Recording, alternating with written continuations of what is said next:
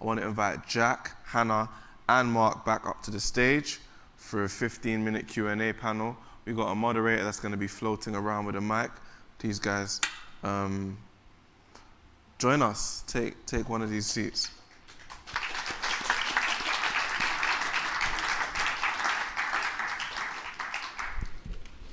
Let me see. Okay, yeah.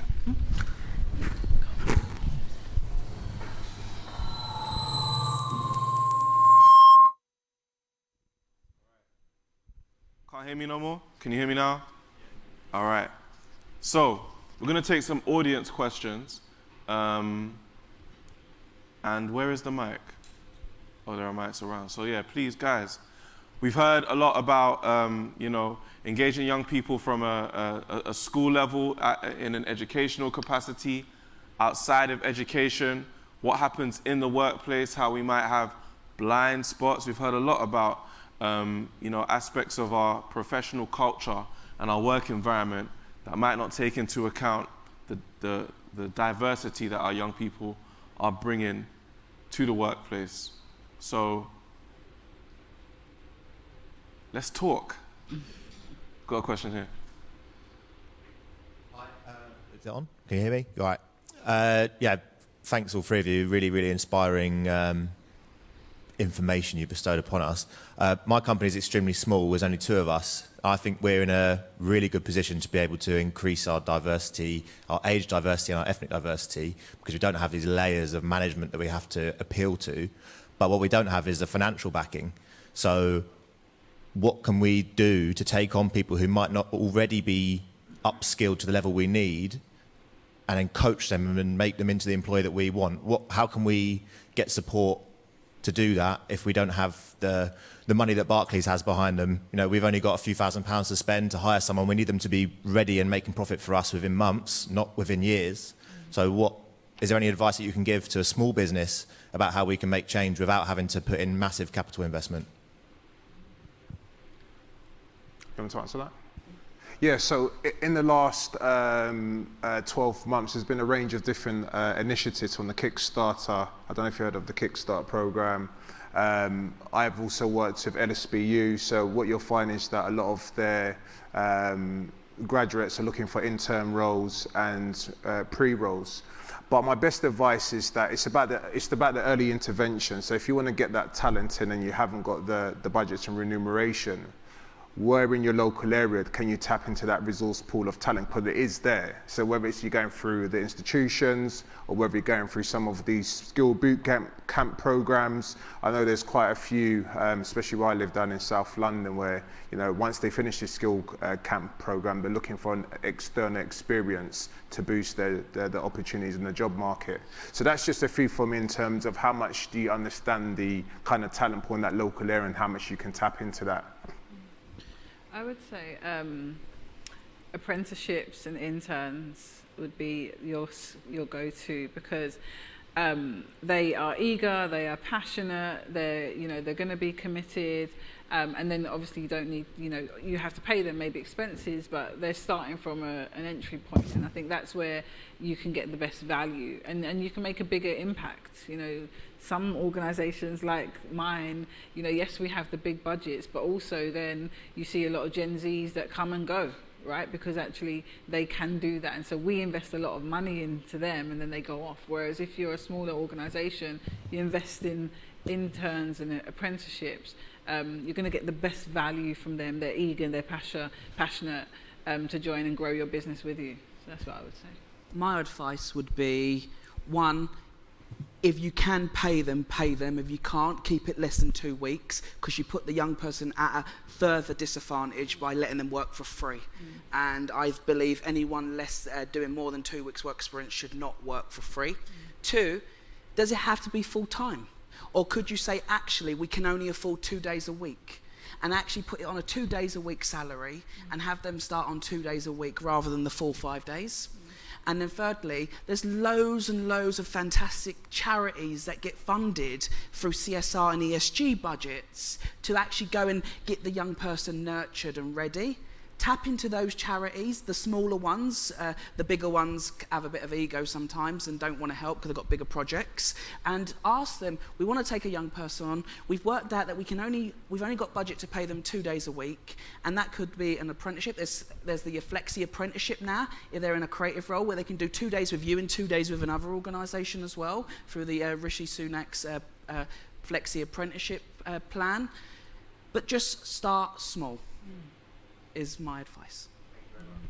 Thank you for those answers. Do we have any more questions? We have a question here first, that's all.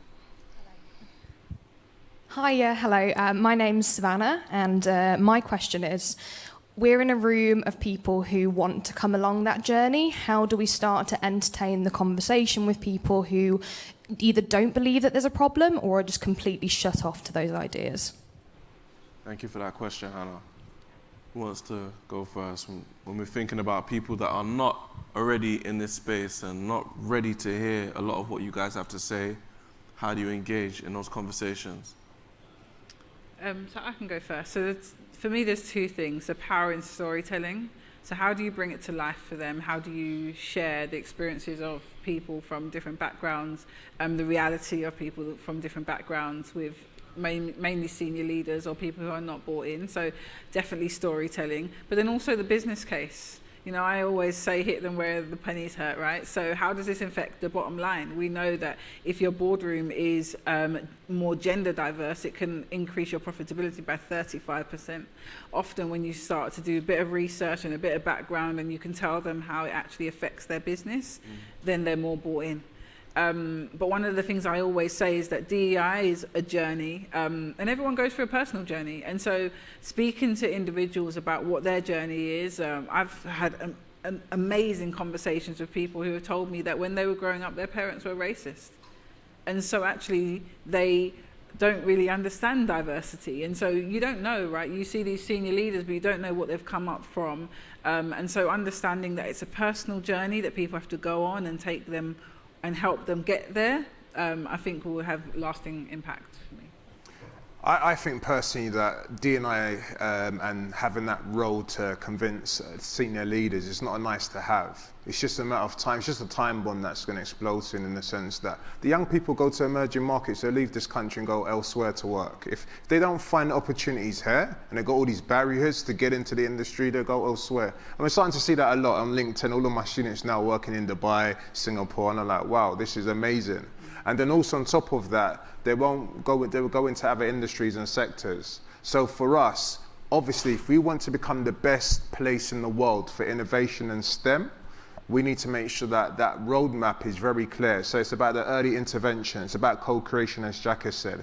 It's about working with stakeholders, community groups that sometimes we don't bring to the table, because I think a lot of times big companies make all these massive, great initiatives, but by the time it hits us, I'm going to use a bit of my students' language, it looks dead. It really looks dead. So in terms of getting to that place of, actually, we want to do this, we're really ambitious, who are the people that we can tap into? Is it a charity group that we need to tap into? Or is it a local group that sometimes don't have a platform? We can give them a platform, and because they're doing the work on the ground. The grassroots are doing the work every day. And that's what surprises me. A lot of youth clubs have closed down recently, but you've got the grassroots, ends to meet, making it happen. So why don't big companies, or if you're a middle-sized company, start tapping into those local spaces and local communities? I would add, we can spend months and years fighting an internal battle, and every minute focused on spending it on someone who is already a yes, it's wasting the minute on wasting that time on the person who's a no, isn't it?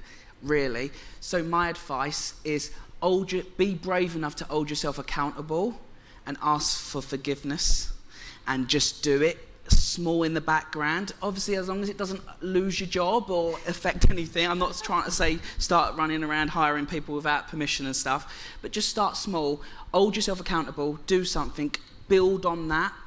a lot of these leaders, how their minds work is they want to say, how does this commercially make a difference to the organisation? Let's just be blunt, yeah? Because it's either do they get 1 million or 2 million this year is the difference in terms of their pay pack based on what they do. As long as you can show the tangible results, how it makes a difference, then they'll start getting on board.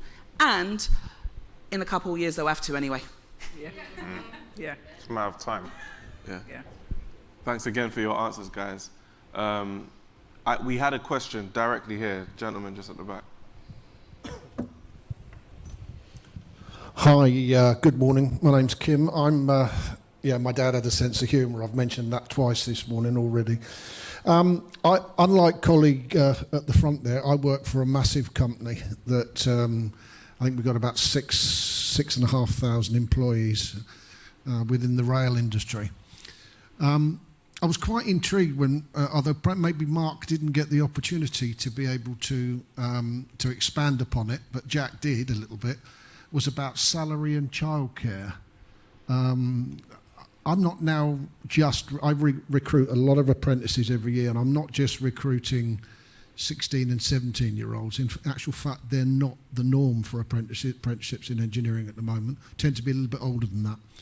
How important to the young people is the salary that you get? Now, I pay what I think is a fantastic salary for an apprenticeship.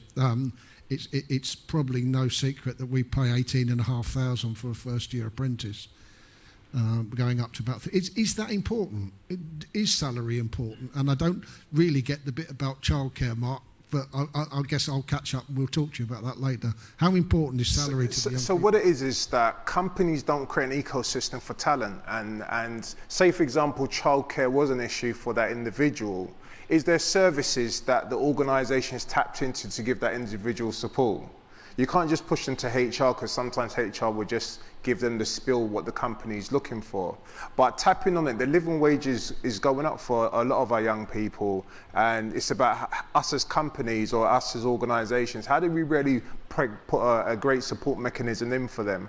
At the moment, they're left to fend on their own, they feel that the company doesn't care, and then they just leave. And that's what we see more in London than ever. Young people say it was great, but I struggled to get there because I couldn't pay my transport fees. I couldn't pay for travelling fees to get to the venue. And then when I got to the venue, started shouting at me because I got there late, but I didn't really want to tell them because it's so embarrassing that I couldn't pay for the transport fees. We're fortunate enough to give them free travel as well. So. Can I have some too at some point? But on a serious matter, that's the issue, yeah. Yeah, I was just going to talk about the childcare point, because I think it's a really valid point. So I have three kids, and in my younger years, there is a balance you have to strike. If you work too many hours, then you have to pay full price for childcare, which can be over £1,000 a month. And then you would reduce your hours, and if you reduce your hours, you're not getting maybe the fulfillment, because you're not going to get the progression to develop, because you're not working enough hours to show your potential. And so I think there's something more that organisations can do for that. And whether we think about what is happening in the government at the moment, to be able to have universal credit or childcare, you have to be earning a certain salary.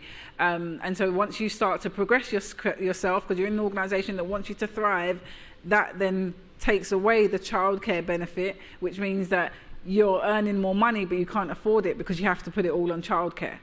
And so I think not a lot of organisations do it, but how do organisations work with childcare organisations and provide vouchers and provide, a supplement to kind of help them with childcare? So as a parent, I think that's quite close to me, and I think it's a really important point that you've made there. Yeah, I would add 18.5k base as a starter. That's good. A lot of companies pay less, so that's great. Free travel. Great. Young people do want more. We've got to realise we're all just 2 meals away from chaos. All of us. Yeah? A bad day turns into 2 bad days. So we have to look at what is the challenges. And there's going to be young people who would be able to come into work without that travel. There's going to be young people, if it weren't in place, young people who actually skipped breakfast this morning to be able to come in and eat or heat at the moment, unfortunately. So I think you have to dig deeper into, okay, we've got a pool of young people, yet again, stage not age. Which ones can thrive on the 18K and which ones need a little bit of direction and support, and what can we do as a collective to make it fair for all, would be my advice. Thank you very much. I know we've got more questions. We've got the online moderator, or are we going to move? I'll just ask a question if that's okay. It was just to build on Mike England. I'm at RS. Firstly, just thank you for your presentations, really inspirational, so thank you for that. There's a huge skills shortage in engineering and sciences in this country, and you've called it out yourself. And when you look at that gap between education and then business or industry, whether it be inspiring the next generation of entrepreneurs or engineers, it's about the sense of purpose for young people. And my big concern, not only around the diversity issue of encouraging more ethnic diversity, gender diversity into engineering, science, innovation, but more broadly, there aren't enough young people now wanting to do and learn in this space. And so I guess what I'm thinking about is, how do we start making this space much more exciting for young people? Because if we go to other countries, and I've had the privilege to work globally, young people aspire to want to be engineers. They see that the same as aspiring to be a doctor. I don't see the same here. And so what can we all do to inspire young people to want to pursue careers and not see it perhaps as a lesser job than other things? And that's why I cry at night, because after school, you've got hundreds of thousands of young people building their own universe in Minecraft and all these other kind of construction programs. And then when they come to school, they're like, there's a disconnect. And then when they look at the industry, there's a disconnect too. As we keep on saying, the talent is there. But sometimes the access, it's the awareness, it's about how do we kind of speak, come together and have that common language. And more I'm seeing young people build I've seen a young person build my whole school in a day, and he felt nothing about it. I even saw toilets and a whole supply system, and he didn't think nothing of it. But when he thinks about that as a career, there's no kind of visible access point or connection that they can actually say, do you know what, this is the place. But we did do it through South Bank UTC Engineering down in Brixton. We did get a lot of our young people into roles and so forth. But it's just about how do we disseminate that to more broad of the industry. But just lastly, I think it's early intervention though. Early intervention is needed quite heavily. So before we even start thinking about getting them doing GCSE and A-levels, I know it's coming up 10 years now since 2014 we introduced a computer science curriculum. So that should now be turning out students who came in at year 1 all the way through now into year 9, more interest into the subject. But there's much more that the industry can be doing to plug the gap, I feel. I would say that as leaders, we need to look beyond what we can see and listen to what we can hear. So if we have a skill set, we're ticking a box, right? So it's, do they have these skills? But how do we expand what we require so that it doesn't give us a closed kind of line or pool of people? If you can start to think about, okay, well, they're describing something here that I can hear as problem solving, but they don't identify it as problem solving. And so it's like, how do you start to help them on their journey? Because they could talk about a situation where they've had to stand up and talk about something, and that's public speaking, but they would never identify it as public speaking. Mm-hmm. So to me, I would just, I'm conscious of time, but I would just say, how do we, there's an onus on students, absolutely. It's also an onus on us to kind of broaden our thinking when it comes to what we're looking for in skills. Right. And I would add, Jack, I'm so sorry. I was just going to say, consistency, more events like this, the ants really do lift the leaf. And I would like to see more businesses coming together. Who's doing the next one? Okay, and you build a schedule between the industry, is what I'd finish on. Thank you very much to all our speakers. Please, round of applause.